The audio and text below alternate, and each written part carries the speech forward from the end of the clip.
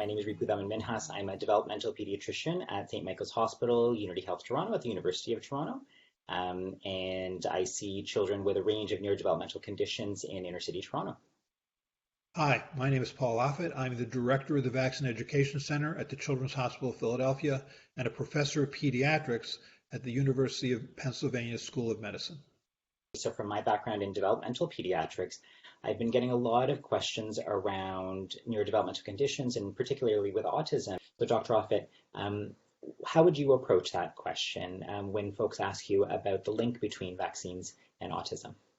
So this notion was born in the late 1990s with a paper that was published in The Lancet, which is a well-respected general medical journal by a British researcher named Andrew Wakefield, claiming that the measles, mumps, rubella, or MMR vaccine was associated with autism.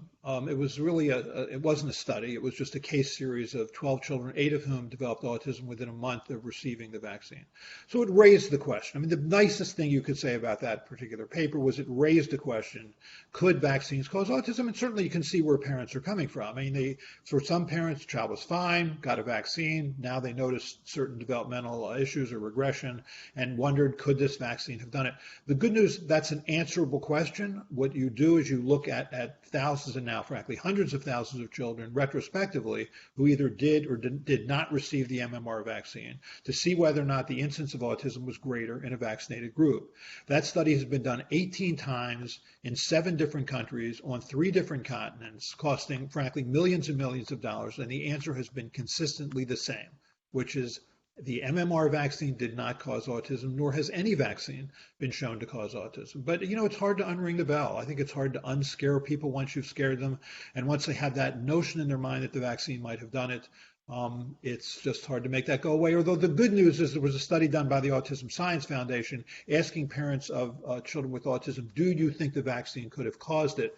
And 85% said no. So that's good. That's certainly not where we were 20 years ago. When we think about all of our conversations now around vaccines for COVID-19, some of these questions are coming up again with the idea that folks think of these as being new vaccines. And so what are your thoughts on how, or what would you say around the idea of COVID-19 vaccines, and how do we know that they won't have that sort of link? How would you approach that? It is true that the approaches to making vaccines to prevent COVID are new approaches. The so-called messenger RNA approach, and the other one is the so-called vectored virus vaccine approach with Johnson & Johnson. The mRNA approaches are with Pfizer and Moderna.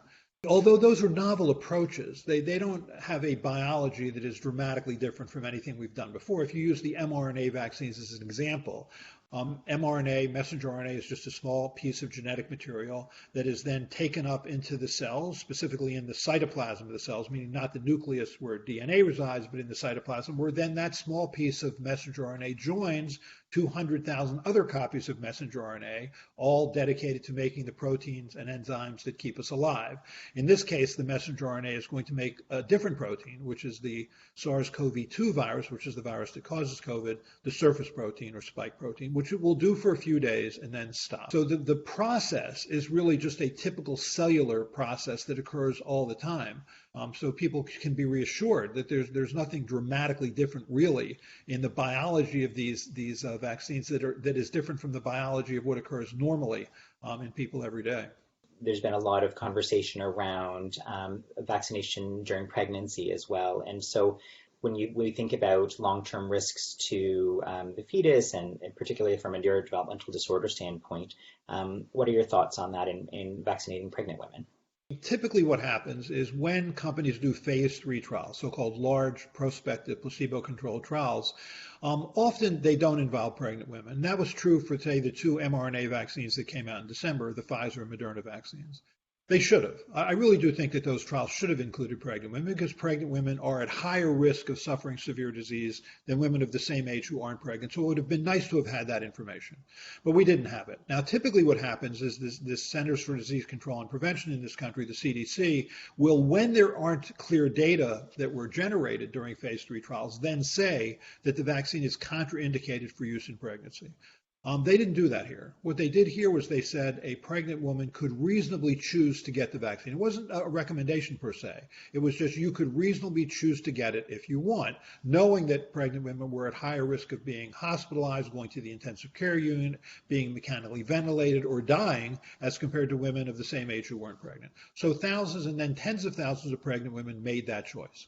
When that happened, then the CDC was able and published a paper with Tim Shimabukuro as the first author to look at pregnant women who received the vaccine and compare them to pregnant women who didn't receive the vaccine to see if there were any differences in the outcomes of either the pregnancy itself or neonatal outcomes.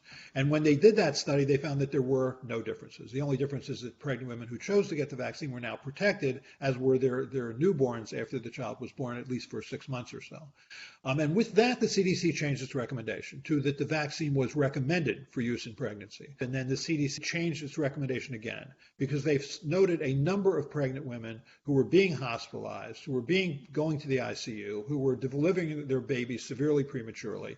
And so they changed the recommendation to it's an urgent recommendation for pregnant women to get vaccinated. Mums in my clinic also ask around, if they were recently vaccinated, should they be considering delaying pregnancy if they're planning another pregnancy as well? No, there's no reason to do that. I mean, as we said earlier, the mRNA technology, for example, messenger RNA technology, is really a biological process that happens every day in your body. I mean, your body makes proteins, your body makes insulin, your body makes hemoglobin, your body makes a variety of enzymes that help convert food into energy. This is no different. The only difference is you're making this viral surface protein for a few days. So it's a natural process. I know it never feels like a natural process to be injected with a biological agent, but it actually uses just your cellular machinery to do what your cells are doing every day anyway. There are a lot of questions that come up around the idea of what happens when a vaccine enters your body. And so folks seem to be concerned about the interaction of a vaccine with the nervous system or the developing nervous system. Do vaccines cross the blood-brain barrier? So the messenger RNA, for example, if we use the Pfizer and Moderna vaccines as an example, will be taken up into the cell, make its protein for a few days, and then degrade. So it doesn't really ever enter the blood-brain barrier, nor does the protein that it makes, nor do the antibodies that are directed against the protein. So the blood-brain barrier has the name barrier for a reason. It really excludes large proteins for the most part, unless there's another reason for why that blood-brain barrier has been disrupted. But the vaccine certainly won't disrupt it. And related to that, we wouldn't expect that there'd be accumulation, like you were saying, because the mRNA does degrade.